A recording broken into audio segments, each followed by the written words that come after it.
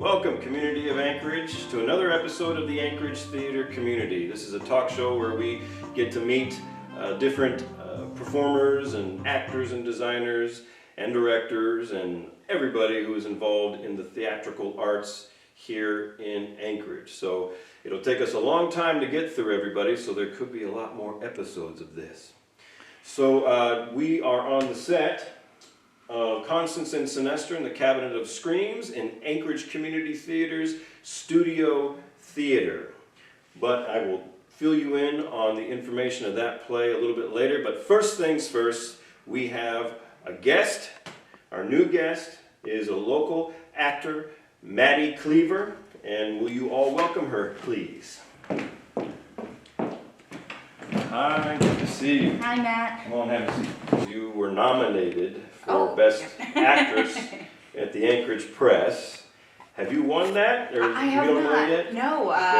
I don't think it's been released. I was up for that, and I was also up for Best Drag Performer. Oh yeah, okay, we're going to talk about that in a little bit for sure. Well, we're going to keep our fingers crossed, and I hope that you win, but I'm sure it's just nice to be recognized and nominated. Yes, talk to me about, and I just want to let everybody know some of the recent things that you might have seen Maddy in was The Old Woman Who Lost Her Voice, which played at Cyrano's, which was an RKP production. You played Galena. Mm-hmm. She also was Anne in Miss Bennet, which was last Christmas at Cyrano's, and Ursula in Much Ado About Nothing, which was also at Cyrano's. Do you just have a thing for Cyrano's? I mean, it's been a while since you've done something here. Well, you know, I've come out for stuff here, but I guess I haven't been right for the roles yet. Well, keep trying. Yes, so I've been noticing that you've been doing this drag show at, is it Mad Myrna? Yes, where they Mad do? Myrna, Okay. yeah. And is it going on now? Is it over or is it about to happen? It's called Drag Me to Hell Diva Show? So that's the theme for the Okay. Halloween show, but it's actually every Friday. It's called the Friday Night Diva Variety Show. So we've got people who do live singing, we've got people that do like acrobatics, but it's a drag show, and it's only $5 to get in. It's a really, I used to go every week, and so it's been really nice to have another creative outlet.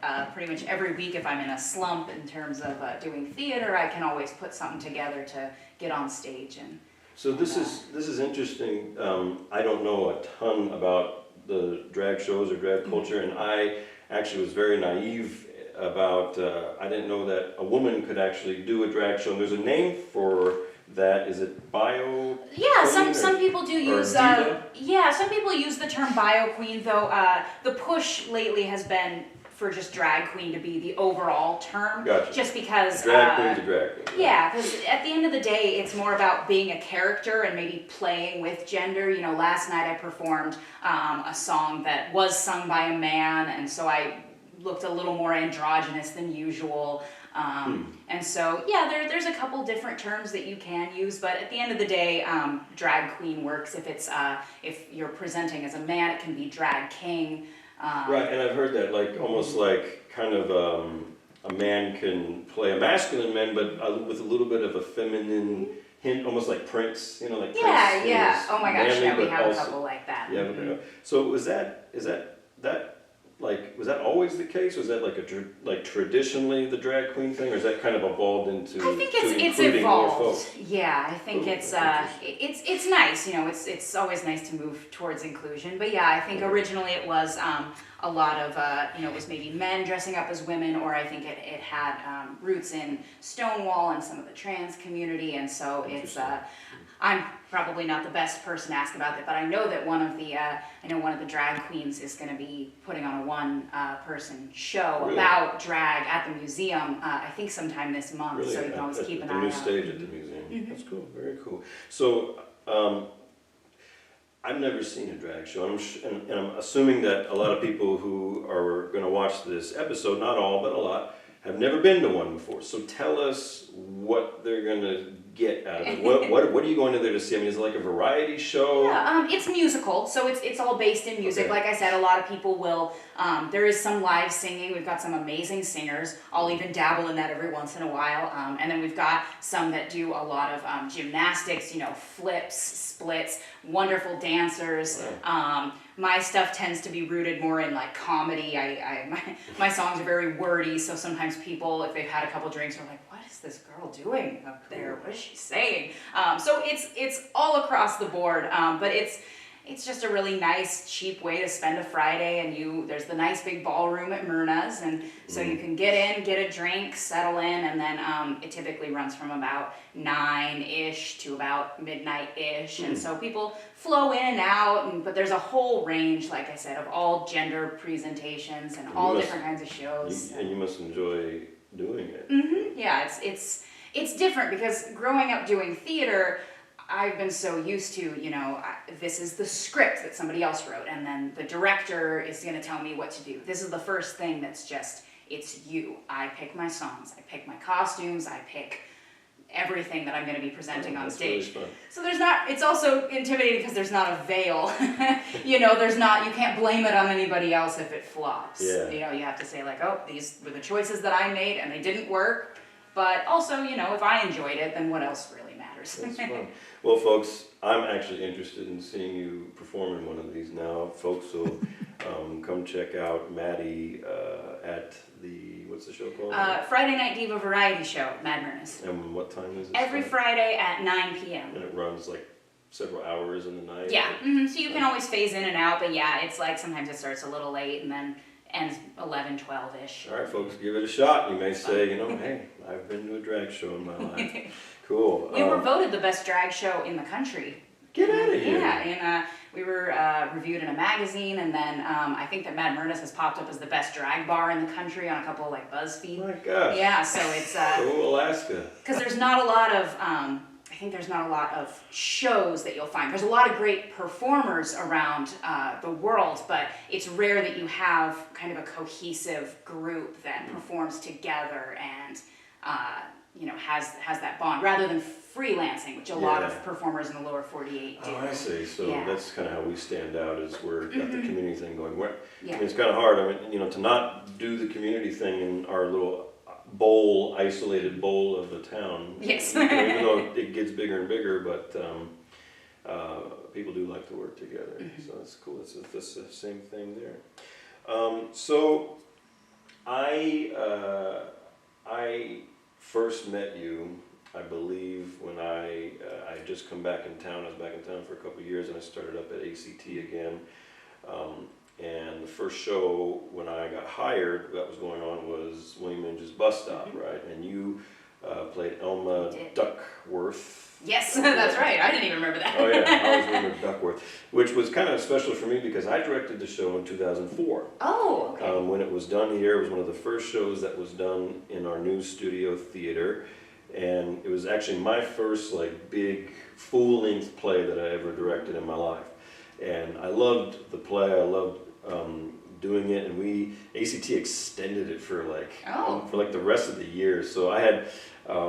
You know, we had different Cheries and different Elmas, and I had to jump in. I played Bo for a little bit. I played Dr. Lyman for a little bit. I was like 24. I had to, you know, put on the old makeup. One funny story is after playing Dr. Lyman, me and some of the cast went out to a club somewhere in town, and I kept the makeup on, and I pretended like I was this old man, like from Cocoon, you know, dancing out there, but. But when I saw this show, you guys actually took it kind of a different direction, and the director at the time was Krista Schwarting, and it seemed to me like she was doing something a little bit different with the material, not necessarily having it shed light on the lighthearted stuff, but actually making it a little bit of a portrayal of abuse. Is that correct? Yeah, absolutely. We were just talking about this because I'm working with Krista right now in The Ice Maiden. We're playing opposite each other in the two-woman show. And we're being directed by Dick Reichman. And we were talking about this. Bus Stop was actually my first show back in Anchorage when I moved back really? Graduated from college. I got my degree in zoology, and I came back here, and I hadn't done theater the whole time I was down there. You know, there wasn't a ton of, there was like some college productions that mostly just cast from the theater department, and then there were like really professional ones out in Ferndale that did musicals, but I hadn't had an opportunity to act in about 5 years. So Bus were you Stop. rusty? Were you feeling rusty? It was it was an interesting rusty feeling, Yeah. but Bus Stop was the first show that I came out for. And I had worked with Krista before, I don't think as a director, but we had both been in the Best Christmas Pageant Ever. I've done that show 3 times, actually. Have you really? I have. Is that here? Nope, I did it at Cyrano's. I did it once in my first show ever. I was a baby angel in Oregon when I was about probably 8 years old. And then I did it at TVA. Oh, really? Yep, so it's my favorite holiday show. It's a very, very fun one. I love it. And I'm actually fairly new to it. I read the script when we were considering it, and I was in that lobby laughing out loud. I mean, I just thought it was the funniest thing. I read all those books, all the Herdman books. I think that's the only one that got turned into a play. But when I was younger, there was one that was like the best worst, same, they do the titles kind of similar, the best worst school year ever, cover more stuff. But yeah, so Bus Stop, we were just talking about this because, it is done as a comedy, but the content is so dark. I mean, Bo kidnaps this woman and like takes her against her will on this bus. And meanwhile, there's the high school student who's getting kind of preyed on by this alcoholic professor. Oh, yeah, he's absolutely, I mean, think about it too, like, 1955, I think, is when the play came out. I mean, that had to be controversial even back then for people. I mean, it's controversial now, and maybe even more so now.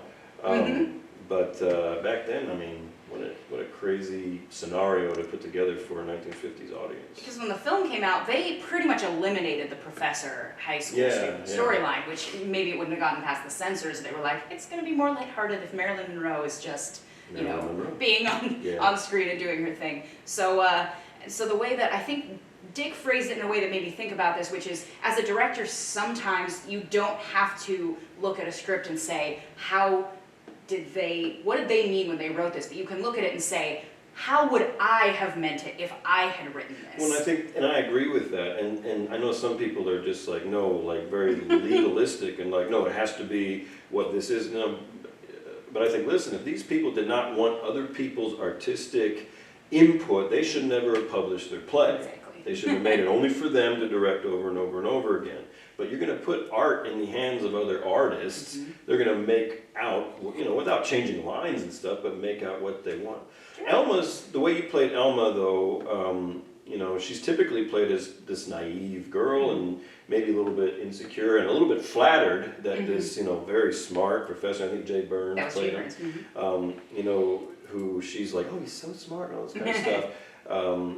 Is giving her so much attention. But when I saw you play her, she was a little bit more onto his game and a little bit more cautious, but still had that youth of like not knowing when to draw the line. Yes. Is that kind of what you were doing? Yeah, that was definitely, because I think that, I don't know if everyone, but I think a lot of people have been in situations like that, where it's, this is somebody that, because I think that Elma is supposed to be this very bright girl, she's getting straight A's and she's working at this diner and is responsible enough to be employed there, and so in her mind, I don't think she gets to talk to very many people in this tiny town about Shakespeare and about all these things that this professor is talking about. So even though, because she's smart, she knows, I probably shouldn't meet him by myself in the big city, but also, when else am I going to have an opportunity to do that? And well, it's also that age of where you're like, you still have that kind of kid mindset, but your body is like becoming a woman's body, and you have these people start to prey on you a little bit at that time, which I think probably happens a lot. Yeah. Okay, so you So you mentioned a little bit that you did bus stop when you were young. How did you get started in all this theater stuff? I'm very interested. Yeah, so that pretty much as long as I can remember, because I think as soon as I started walking and talking, my parents were like, oh my God, she needs an outlet to do something at. So they signed me up for a couple classes, which were kind of commedia dell'arte style, where How young were you? I was probably 5. Goodness, really that young? Yeah, and so Good parents. it was so what you would do is they had a table of hats, and they said pick a hat, and then you're going to create a character around your hat.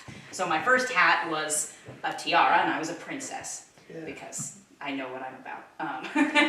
And then the next round, because I had such a good time, I picked a straw hat, and I was a farmer to show my versatility. And so yeah, I was taking classes, things that allowed me to kind of be loud and express myself. And then yeah, the first like production I did was when we were living in Oregon, which I was born here. We lived about 4 years in Oregon and then came back. Sometime when I was in Oregon, probably around age 8, I was in the best Christmas pageant ever. I was a baby angel. And then came back and I did the Snow Queen at ATY. So you're basically now. Elsa. My I daughter was would like that. I was one of the robbers, but Jill Yarbrough, or now Jill, Snow, yeah, yeah. she was the Snow Queen. How old was she? God, 20s? Oh, okay. Yeah, so that was, yeah, I was about 10 years old then, and then next was Legend of Sleepy Hollow at ATY, and that was with David Haynes was in that one. Is that when the Mitchells were there? That, I think it was the Snow Queen, and then the Mitchells formed TVA, or I think it was... Jessica Jones, or Jessica Jacobs? Yes, oh no, it was Christian when it was Sleepy Christian, Hollow. okay. Yeah, it was Christian Happenstall. Yeah, yeah, he was, he ran ACT for a little bit. Oh, okay. Just a small bit, but, yeah, I did meet him. So, I mean, did you just continuously do theater until you went to college and then looked after the zoology thing and then came back and do it? Pretty much, yeah, Christian was a big influence. He and my mom were fairly close, and my mom did a lot of costuming. She actually did the first productions of Rocky and Cabaret and that kind of thing at Fernandez. That's right.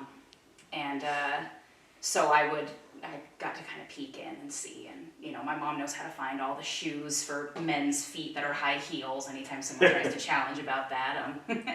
But yeah, so I did quite a bit of theater, and then in high school it was a little more like I was distracted by like, there are boys, there's, which, you know, I'd gone to Stellar, and I think which is a very small school, I think I would have been able to go and do theater elsewhere at one of the other high schools, but I didn't, which I kind of regret. Yeah, we had a lot of Stellar kids that I met here throughout, you know, the last 25 years here at ACT, and a lot of them were kids from Stellar. That's when I first even heard that there was a Stellar.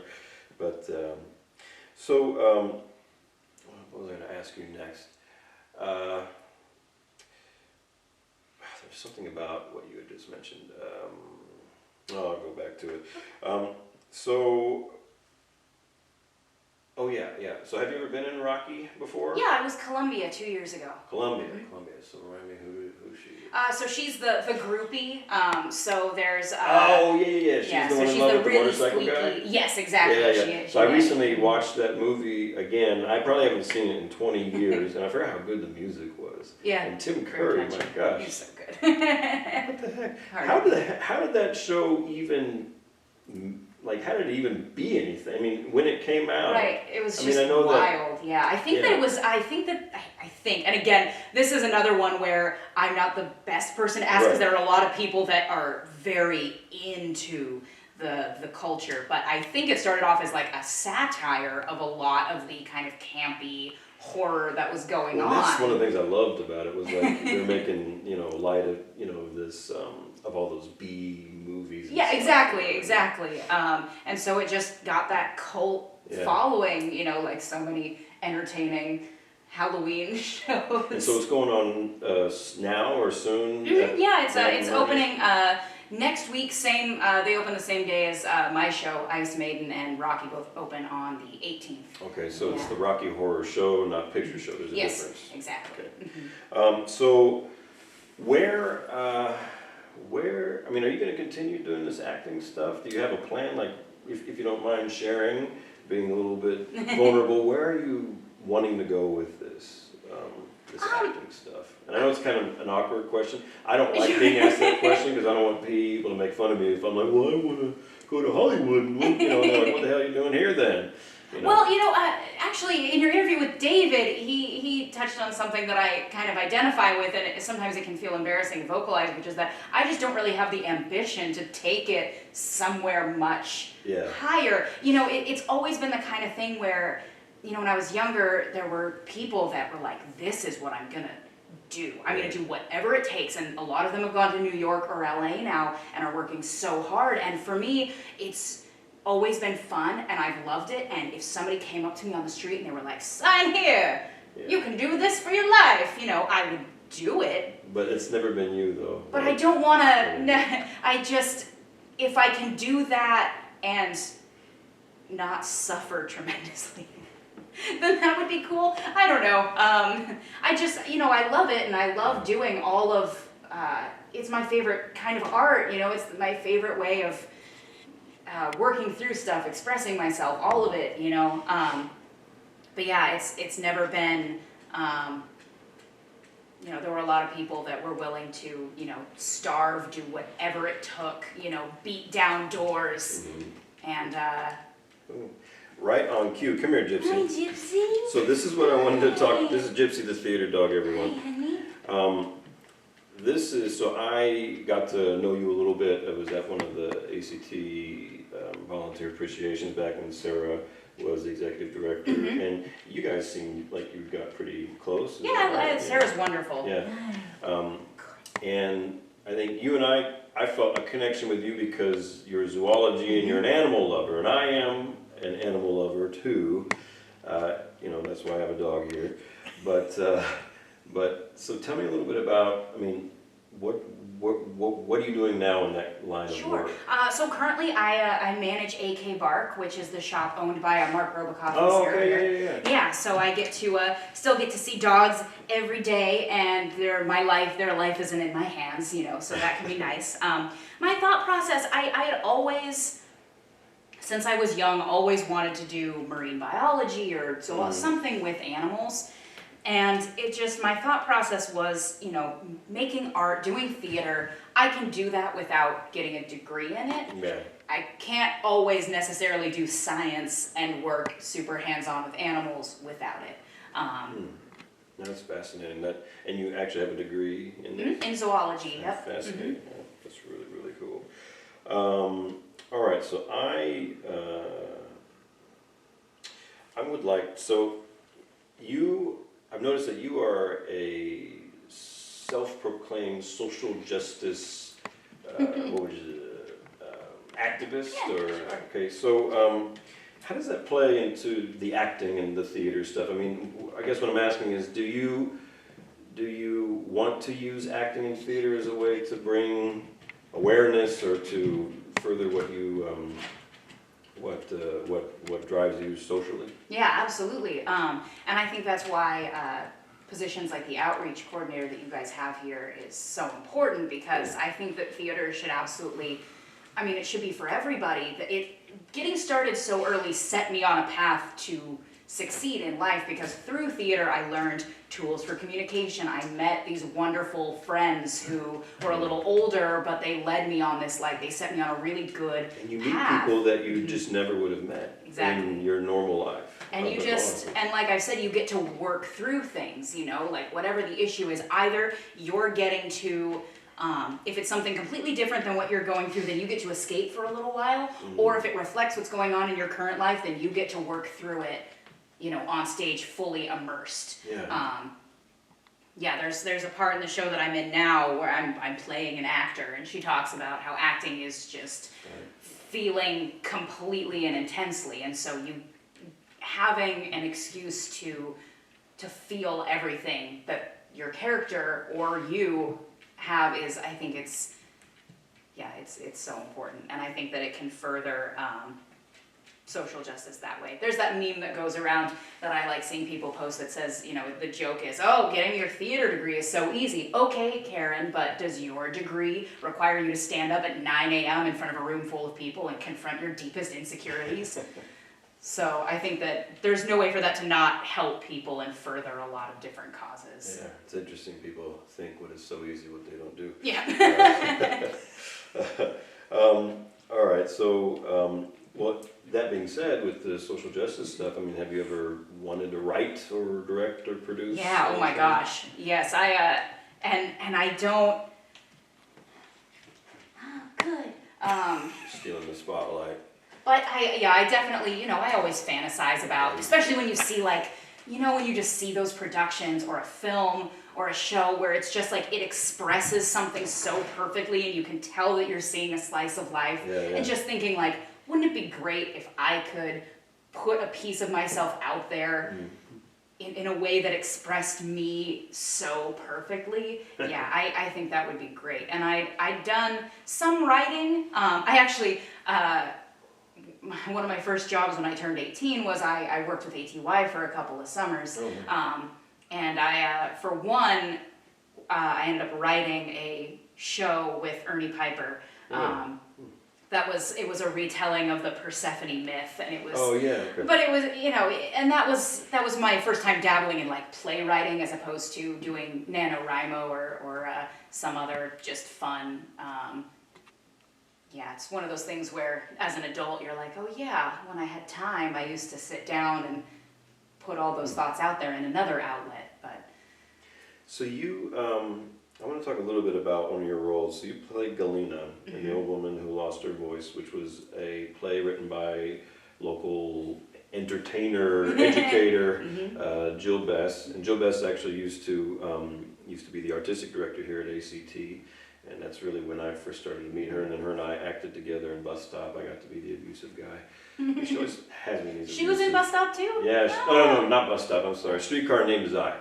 She was in Streetcar Named Desire. So she was Blanche, I was Stanley, and anyways, that Galena role is kind of, Jill is almost like a pseudo Jill Bess in a way, right? I mean, yeah, did Jill you definitely talk to her or work with her a lot on that? Yeah, Jill definitely did what I was just talking about, where she perfectly captured this slice of life that not only applied to her but to just so many people. Galena was the name of the old woman, and so it was there were three. We saw her at different stages in her life. So there was a young Galena when she was a child, and that was a girl named Macy who has done other stuff at Perseverance and around town. She was wonderful. I was Galena when she was a teenager and like a young woman, a young professional, and a mother. And then Jackie Hoffman was Galena as the older woman. Getting to work with Jill on that. It just confronted so much of what so many of us deal with, and I have was so it a challenge for you to get into the role? Yes. I think you wrote something on Facebook about just kind of how it affected you. Yeah, I mean it. And I have a lot of friends who are not in theater, but they'll still come out and see everything I do. And when I have a couple of best friends come up to me just sobbing after the show, like, "Oh my God, I couldn't turn it off as soon as you were there." It was one of the first lead roles that I've gotten, and it was, it dealt with a lot of issues that were difficult to tap into and to continue. But I mean, Jill was the most wonderful and supportive director, and it's it's nice when they're also the playwright, so they can say like, oh yeah, if that doesn't make sense, we'll rework. Well, that cuts out the middleman, there, so to speak. That sounds like it was a really good role for you. Congratulations on getting that role. What do you adhere to any sort of method of acting, or what's Maddy's method here? Not really. I know that a lot of people have things that they know work really well for them. But honestly, it does kind of vary for me role by role. Yeah, I think so. Yeah, I can see that. Yeah, nothing in particular. So what is your favorite role that you've ever played? Maybe we just said it.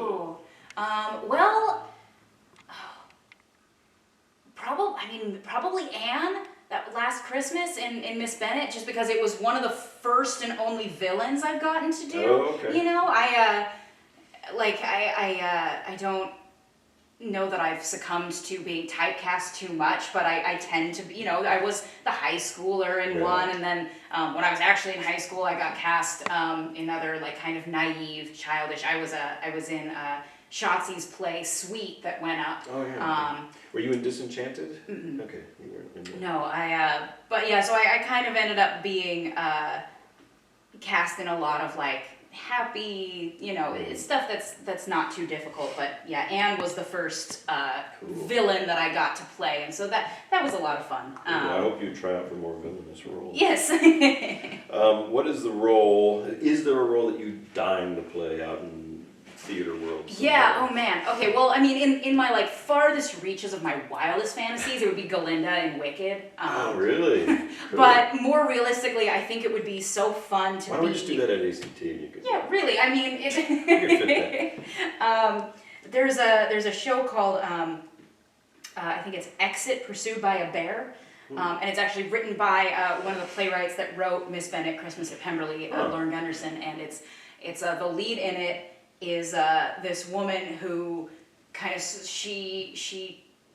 her husband has been, you know, not good to her, and so she and this stripper who was in her acting class with her, they tie him to a chair and they start acting out the instances from their marriage that have led to her leaving him, but they're like covering him slowly in honey, hoping that the bear will come and eat him. And I just think putting that on would be really fun. I'd play anyone.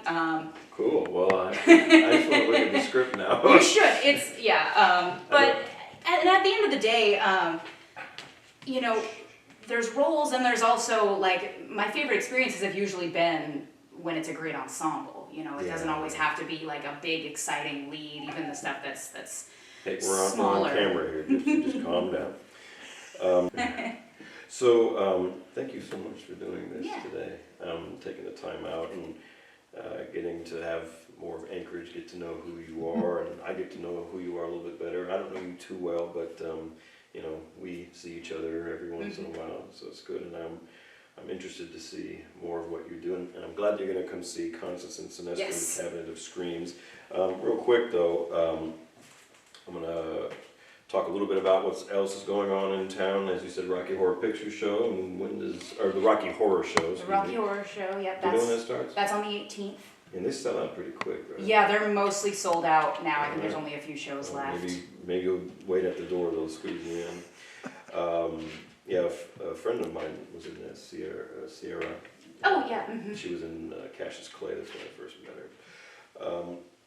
We have Romeo and Juliet over at UAA Theater Department of Theater and Dance, which just opened yesterday, same weekend as us. So if you've seen Constance and Sinestro already, please do me a favor and see Romeo and Juliet over at the UAA. It's running from October 11th to the 20th. Perseverance Theater has a show, Devil Fish, starting October 5th to November 3rd.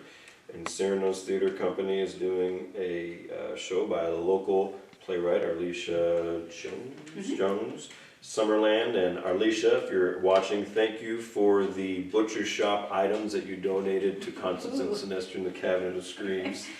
And TBA Theater is doing The Witch of Greyhorn at the end of the month, October 26th to November 2nd. It's my birthday, November 2nd. And they're also doing Mr. Spider's Extra Scary Halloween, October 27th to the 31st. And please come and see our new show. It's a very, very new musical, extremely new to the United States. It might have only been done here once, and this might be the second time. The first time that Constance and Sinestro in the Cabinet of Screams opened in the United States was in 2012 at West High School. It was directed by David Block, who also directed this production here at ACT. I love this musical. It's so, I don't know, I think it has a really, really good future. But if you want to see something new and something really spooky, something in, you know, very close to a Tim Burton, Addams Family kind of a thing, please come and see it. It's a little bit, has some pretty scary stuff, so, you know, check with your, you know, make sure your kids are, you know, if they're a little sensitive, I wouldn't bring them. We're kind of saying 12 and up. So it's a PG-12 play. Other than that, Can I plug my show too? yes, plug your Yes. show. So the Ice Maiden Yes, will be okay, up good. at the museum in the new auditorium, Cool. and you enter by way of the 7th Avenue entrance. So there's a little door that you go up and you buzz security. It can kind of make you feel like you're going to a speakeasy or something. And that's definitely 16 and up. It's got some intense themes. But that's going to be myself and Krista Schwarting. It was directed by Dick Reichman, and it's going to be really good. Yeah, it's a timely script for sure. Well, I'm so glad that you came to do this. Good to see you. And, You too, and Matt. best of luck to you. And I hope that you win Best Actor. Thank you. Right, Me too. All right, thank you very much, everybody. Where'd you get these shoes from? These are Fluvogs. You send away, or is that like a Suzy Q thing? No, yeah, I sent away for these. They were, my father saw a woman who had some very stylish shoes on, and he said, where did those come from? And she said, they're Fluvogs, and so he got them for me for Christmas. And Krista also loves this brand in particular. I They're can imagine. very, very comfortable. I mean, heels, but I want these all day. She always looks posh. Where'd you get your shoes, Matt? Yes. I got those down, what's that place called? It's a little boutique shop, it's like right at the very bottom of the Fifth Avenue Mall. Oh, the walking store? No, it's actually like kind of like a local boutique. Oh, this is Gypsy Ray. She's a theater dog. She's 3 years old. She's been around ACT ever since 2016. So. And I think you showed me to her when you first got her, when she was a Oh, puppy, yeah. because She you had knew the I was a little mohawk zoologist, so I thing. got to go pet her. Yeah, she was so Very small. exciting. She was so cute at that time. Thank you so much for watching another episode of the Anchorage Theatre Community. Please follow us on Facebook. Like us if you like us. I mean, there shouldn't be a reason you don't like us. But if you don't, then just don't do anything. Also, stay tuned for a special Halloween time. We'll be filming on Halloween Day, Halloween show. We will interview a local actress who's actually in Constance and Sinister in the Cabinet of Screams, Lulu Hedman. She'll be our guest that day. And I just wanted to thank all of our donors, all of the patrons who give to ACT. We would not be here for 66 years without you, and that also includes our sponsors. I'd like to thank the Block Foundation, the Atwood Foundation, the Alaska State Council on the Arts, ConocoPhillips, Wells Fargo, First National Bank of Alaska, and of course the municipality of Anchorage. Thank you for watching.